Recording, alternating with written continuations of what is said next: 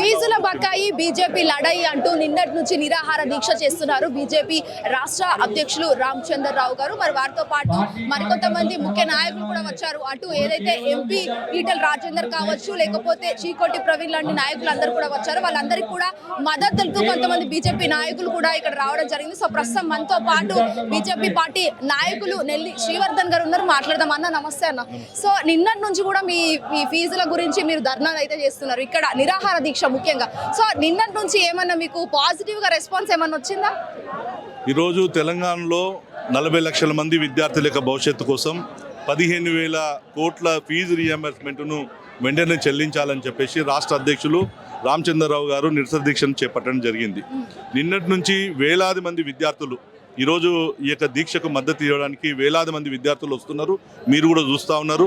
రాత్రి 10 గంటల వరకు కూడా కంటిన్యూగా ఈ ప్రభుత్వం మరి ధర్నా చౌక్లో మేము ధర్నా చేస్తుంటే భయపడి ఈ ముఖ్యమంత్రి గారు నాకు అమెరికా పోవడానికి కేంద్రము పర్మిషన్ ఇవ్వలేదని చెప్పేసి నిన్నొచ్చి తెలంగాణ సమాజంలో ఈ యొక్క తెలంగాణ సమాజానికి అవమానమైందన్నట్టుగా తన యొక్క హిడెన్ ఎజెండాను తెలంగాణ సమాజం మీద పెట్టాలని చూశారు. అంటే ఇక్కడ మోడీ హస్తం కూడా ఉంది. నేను వెళ్ళకపోవడానికి రీజన్ మోడీ కావాలని తెలంగాణకి అవమానం జరిగినట్టుగా అని చెప్పేసి కూడా అంటా ఉన్నాడు కదా.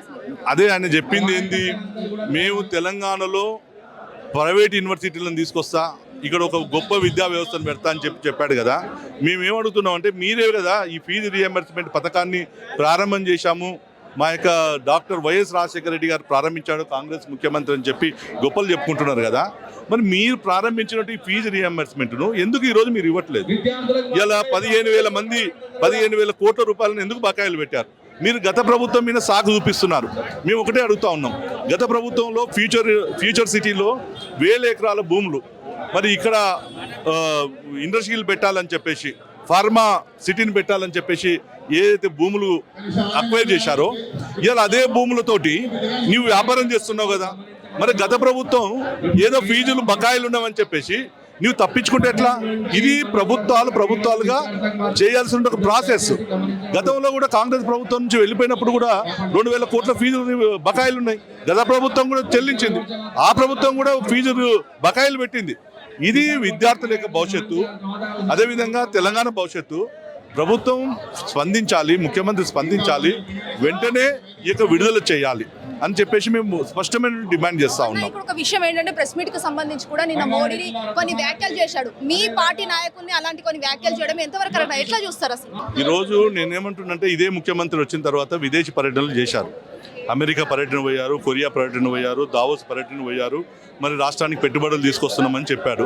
మేము ఒకటే అడుగుతా ఉన్నాం, ఈ రోజు మేము అడ్డుకున్నాం, ఈ యొక్క తెలంగాణ అభివృద్ధిని అడ్డుకున్నామని చెప్పేసి ఏదైతే మాట్లాడుతున్నారో ఇలా తెలంగాణ సమాజం అంతా కూడా గమనిస్తుంది. It is a political clearance.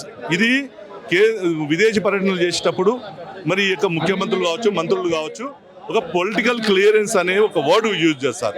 So నీకు లండన్ పోవడానికి పర్మిషన్ ఇచ్చినప్పుడు అమెరికా పోవడానికి నువ్వు ఇచ్చినటువంటి షెడ్యూల్లో ఒక స్పష్టమైనటువంటి షెడ్యూల్ ఇవ్వలేదు. మీరు ఎవరిని కలవాలి, ఏం కలవాలనేది అంటే ఒక అప్రాప్రియేట్ అయ్యేటటువంటి సిచ్యువేషన్లో మీరు ఇచ్చారు అని చెప్పేసి కేంద్ర విదేశీ వ్యవహారాల శాఖ మంత్రి మీకు తెలియజేయడం జరిగింది.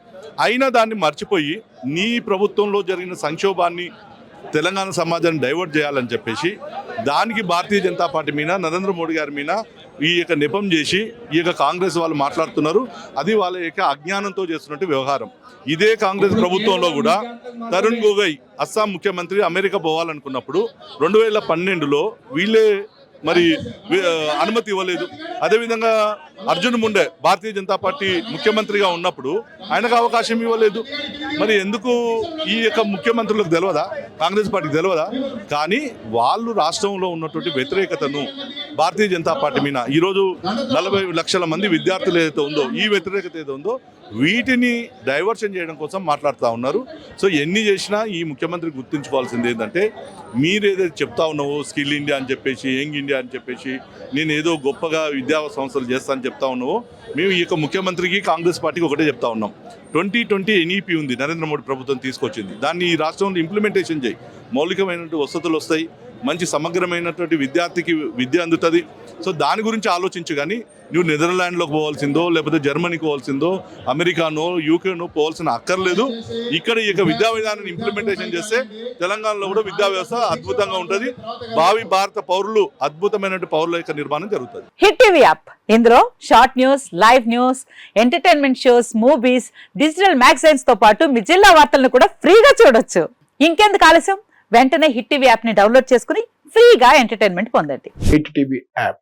Hit TV app. Please download Hit TV app. Hit TV యాప్ని ఫ్రీగా డౌన్లోడ్ చేసుకొని ఎంజాయ్ చేయండి. మీకు నచ్చిన ఎంటర్టైన్మెంట్ కోసం హిట్ టీవీ యాప్ ని ఫ్రీగా డౌన్లోడ్ చేసుకుని ఎంజాయ్ చేయండి. హిట్ టీవీ యాప్ని డౌన్లోడ్ చేసుకుని ఆస్వాదించండి, ఆశీర్వదించండి. ఇంతమంది సెలబ్రిటీలు హిట్ టీవీ యాప్ ని డౌన్లోడ్ చేసుకోండి అని చెప్తున్నారంటే ఎంత మంచి యాప్ ఆలోచించండి.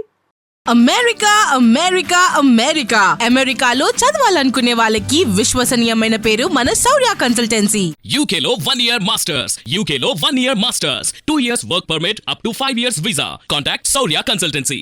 Contact 89851 89851.